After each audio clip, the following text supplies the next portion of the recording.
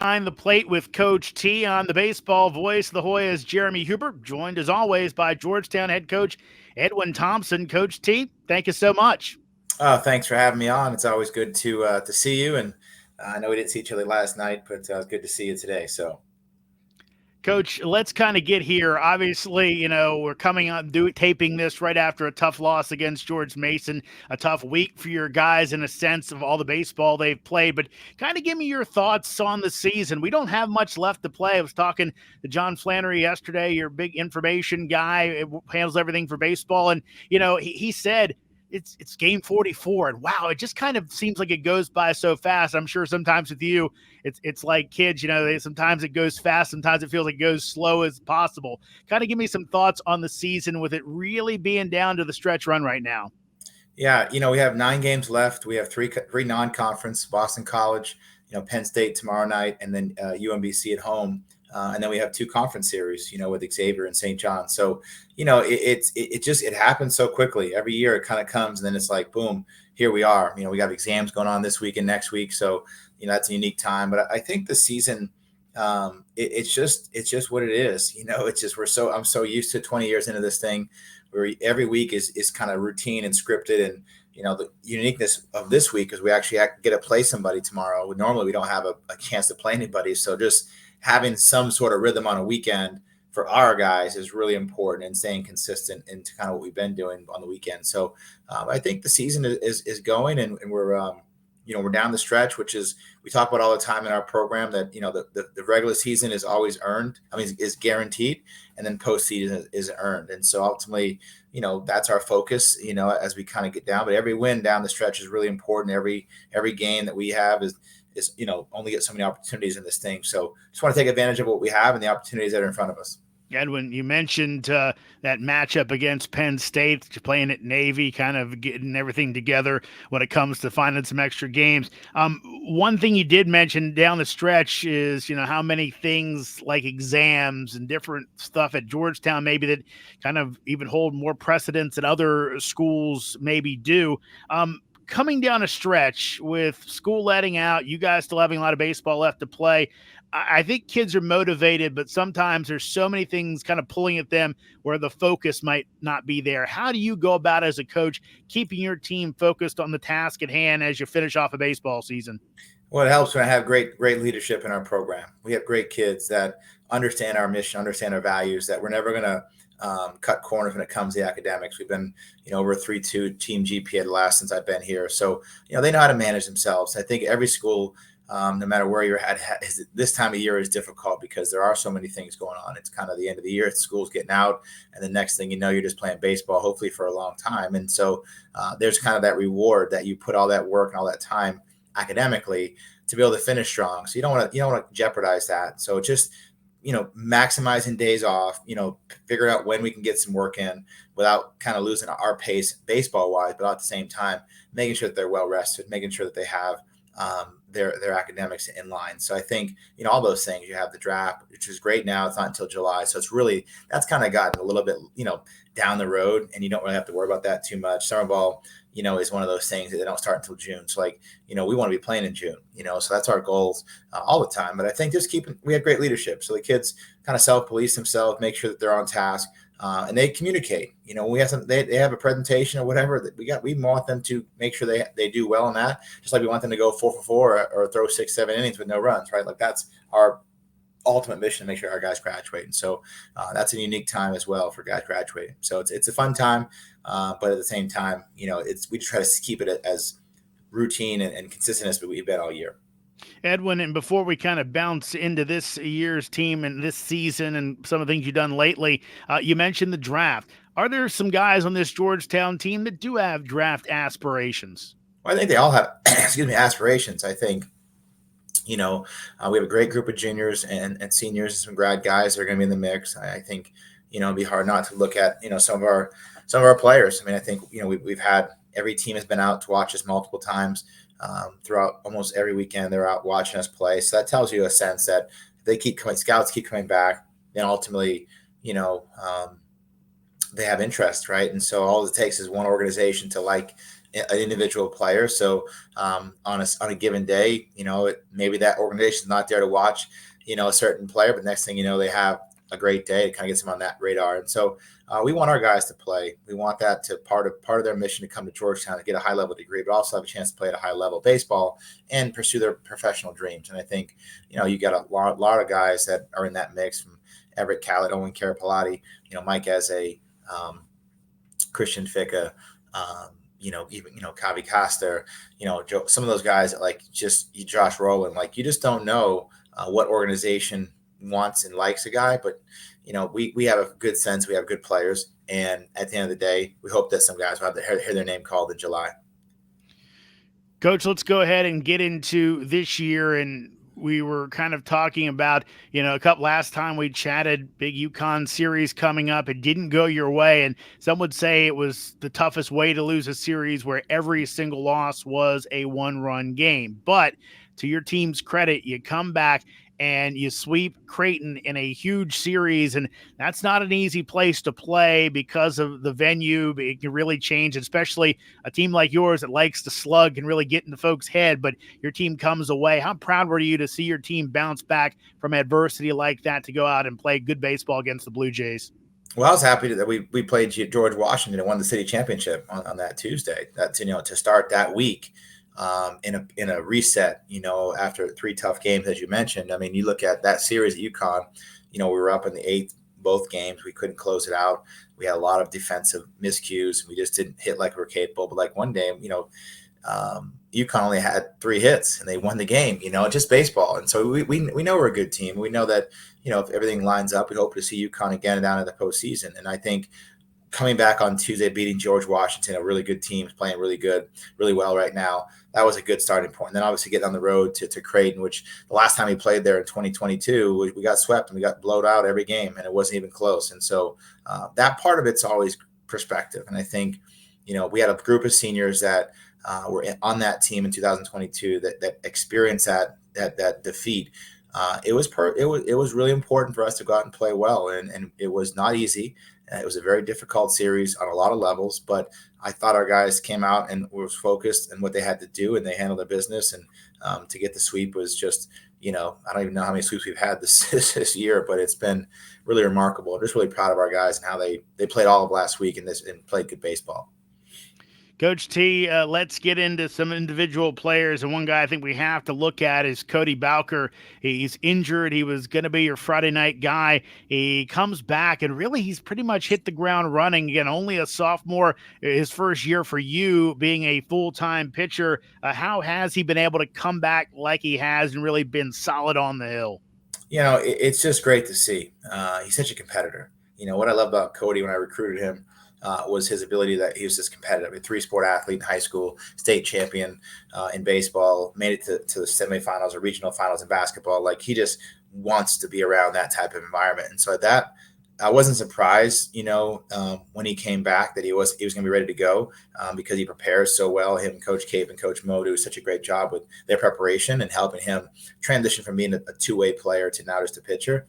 He's really gotten a really good routine, and he's talented, right? So when you have that combination of a competitive kid that has talent, you put that mesh together, it doesn't matter what day he's pitching, he's going to go out there and be very competitive. So I think seeing what he's doing, obviously it's a huge lift for us to have that back in the mix and have him on the weekend and to give us some length on a Friday, which we haven't necessarily had.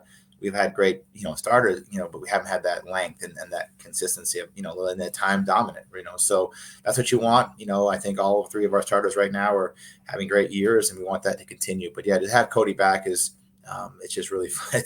It's fun to have him back. I can tell you that, just to have that, ability to kind of go out there and give us a start the weekend off on the right foot.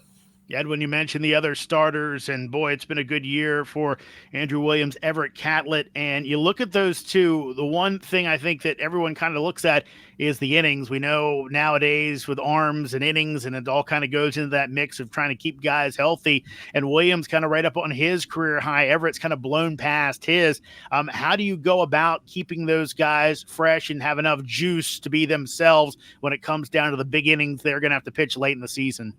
Well, the good news is, we had the bye week, right? So we don't play So guys won't pitch their normal length most likely, tomorrow night. I mean, I don't know. We'll see how else the game will tell us. But, so there's a little bit of a rest period where it's not going to be as taxing on some capacity, right? If they all pitch individually or they all pitch in one day. So I think that part helps them reset a little bit and just get through this exam period. But they do such a good job with their bodies. Coach Brooks, our strength coach, Coach Capen, and Coach Mo, like I said, they really have a good plan for our guys and make sure that they are ready to go every fifth or seventh day, depending on what we need. And they've been in good preparation. So I think as you go and you get older, you want to pitch more each year. And so they prepared themselves to pitch more this year. And I think that part of it will allow them to have that success, hopefully continue that they've had so far this season. Coach T, let's get to the batter's box. Christian Ficca coming off a Player of the Week win for his performance in those matchups against GW and Creighton. Hit 500, 5 hits, 4 runs scored, a homer, a double, 8 RBI on the week, also 6 walks. A guy, one of the more patient, good hitters in the league. How has he kind of taken a jump up this year?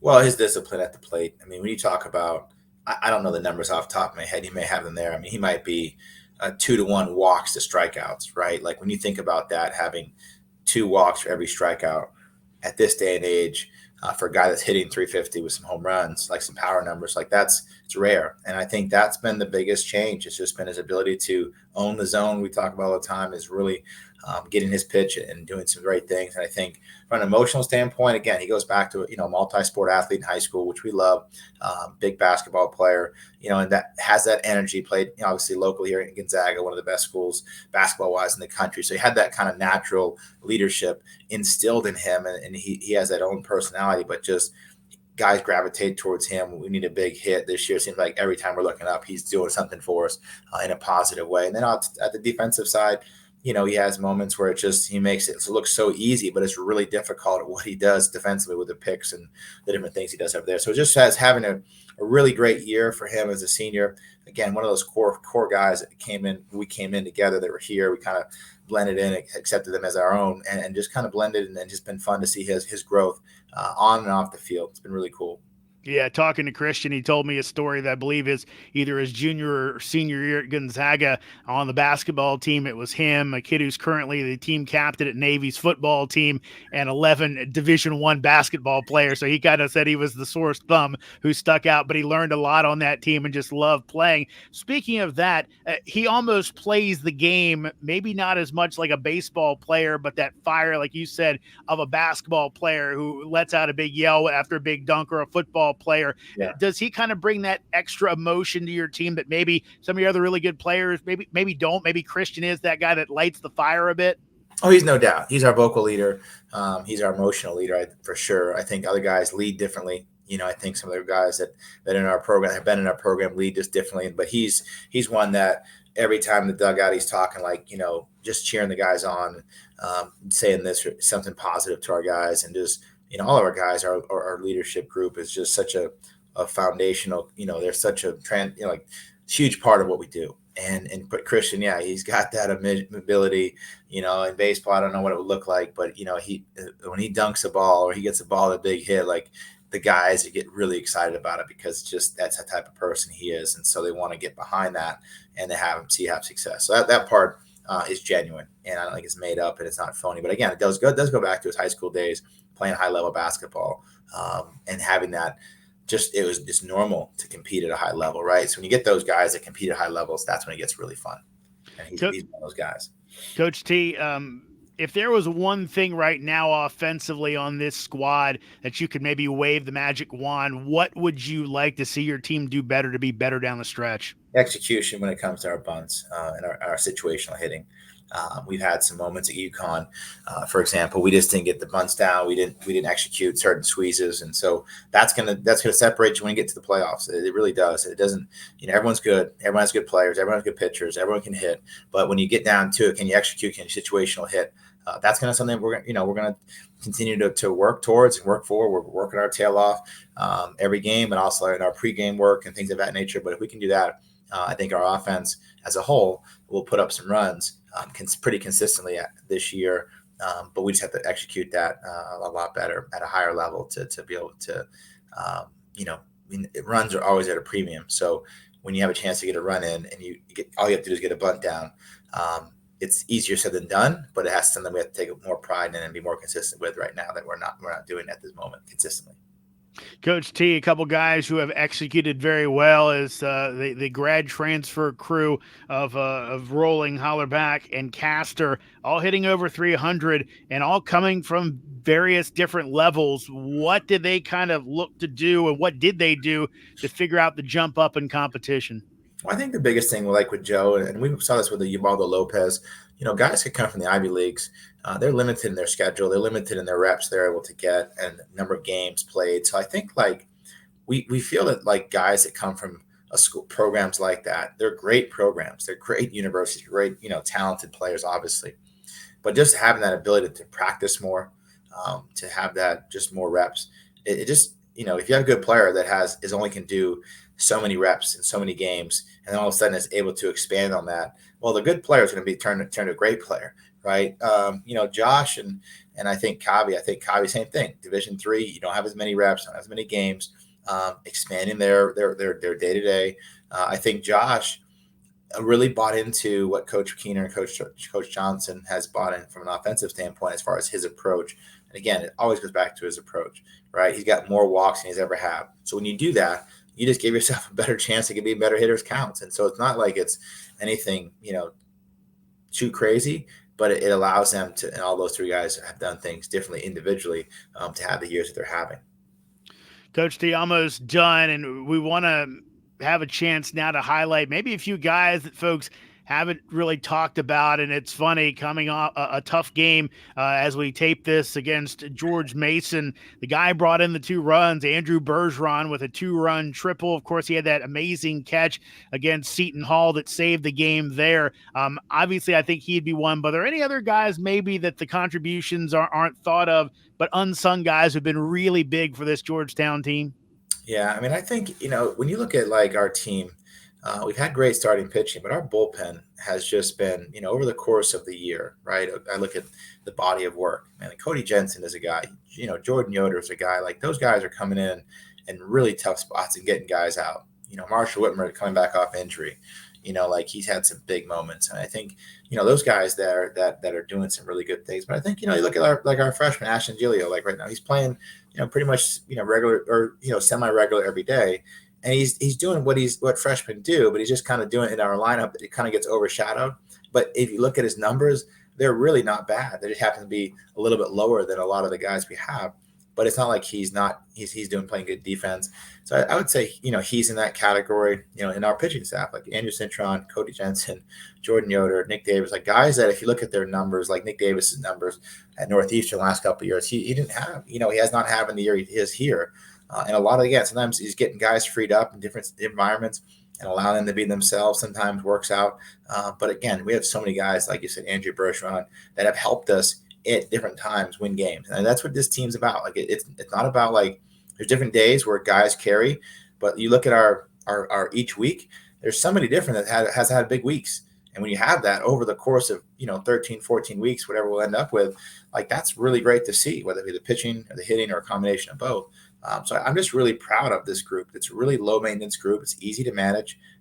They love each other. They care about each other, and they enjoy competing. And so when you have that, you're not going to win every game. You hope to, but over the course of when we're going to play 23 teams that are in the top 75 in the country, RPI wise, when you think about that, that's a daunting schedule, right? That's a real challenging schedule. And our guys have just, no matter who we played, been really consistent. So I think different times, different guys step up, but at the end of the day, our team has been really, really competitive.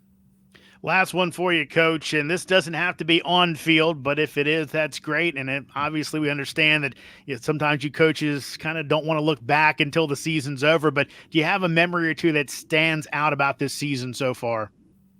I mean, I always go in the recent, right? I mean, you think about this weekend, and I said it on our post game on Sunday, our kids, we got out to Omaha on Thursday. There was a tornado 2 miles from our hotel on Friday. And you hear the sirens, you see it on TV, and all of a sudden you can look out and you can see everything kind of shaking out at the airport. That's how close it was. And as weird as that is, like it brought our team together And then it was like one of those things that the course of the starting of playing on Saturday, get starting at 10 a.m. and finishing at 7 p.m. And then on Sunday, not playing a game, not playing anything until start off at 10 or 11. And we didn't play our first pitch was until like 3:45. But it was, and we went up and down and started the game twice. But like the bonding that happened during that time, sometimes cliche, but like there's just stuff that you can't make up. And guys were just hanging out, and sometimes you don't always get that time. And so just seeing them, how they interacted, some guys are doing papers, some guys are doing presentation during that rain delay, but a lot of them they were just hanging out in the locker room. And it was just kind of a cool moment. I think for me, I knew we were going to win. I felt confident that we were going to find a way to get the game in and obviously have the result we wanted. But it was just more the growth that group took to do that on the road. It wasn't at home, all those things. So I don't know. I think at some point at the end, we'll talk about all the different things. I can kind of think of my thoughts, but like in the short term, this past weekend, how we stayed focused, which was very difficult to do over 2 days to play. I don't know how many hours we were there at the ballpark and to come away with 2 wins like that. That was something really special to do. Yeah, as we kind of joked about before we started taping, you and I both have experience. It was a summer ball experience where there's a lot of hurry up and wait, but your guys ended up getting the rainbow, the gold at the end of the rainbow, if you will. Coach, thank you so much again for taking the time today. Thanks so much, and hope if you guys are out tomorrow, come out and watch us play Penn State at Navy at 4:00, and next Tuesday at 6:00 over at Capital One Park at UMBC. Our last home game at Capital One Park, and then we play the following week at Maryland, University of Maryland, playing at Xavier coming to town. So exciting week, exciting times. Looking forward to Hoya Nation coming out and supporting this great team. Couple great chances to catch the Hoyas, and that'll wrap it up for this edition of Behind the Plate with Coach T. Georgetown coming down the stretch in conference play as they look for a Big East tournament berth. Plenty of chances to catch the Hoyas as soon as Coach told you, including in D.C., New York, Boston, and hopefully in Ohio for the Big East tournament.